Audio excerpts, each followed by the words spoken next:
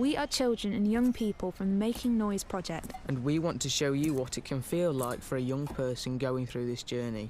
But remember, every young person is different. No one's experience is the same. When you're a child and you're abused, you don't know what's happened and you don't know who you should tell because you're scared and you're confused.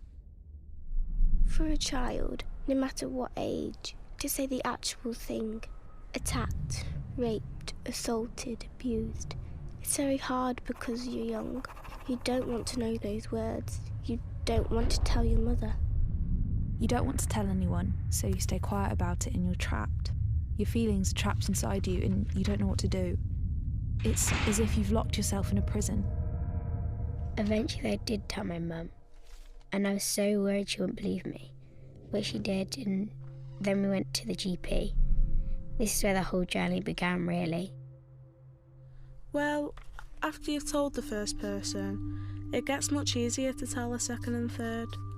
So long as the first person is nice and listens, then you know you don't need to be embarrassed. When I had to go and see the police, I worried that they would tell everybody, and I didn't want the whole world to know.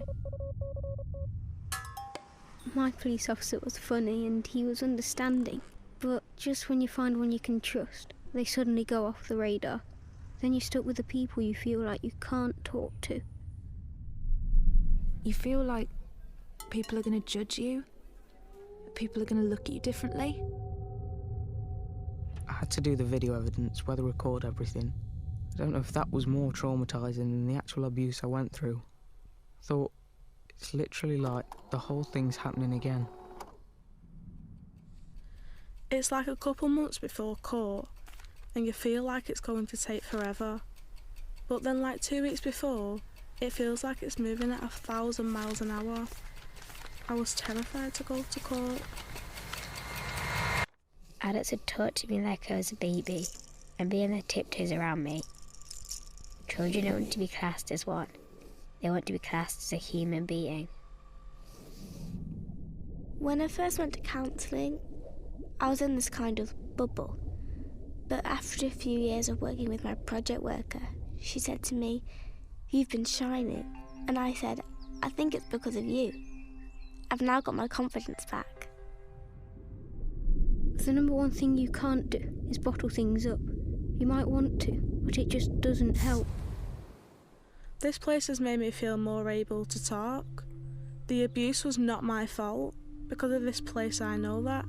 Also, I know I'm not the only person who it happens to. I think a year waiting list for support is too long. It shouldn't be any more than 3 months, because after that you give up hope. If I had to give messages to other young people, I would say, speak out, because you're not alone. It's going to be a bit of a bumpy road ahead. There's going to be twists and turns, but make sure they believe in themselves.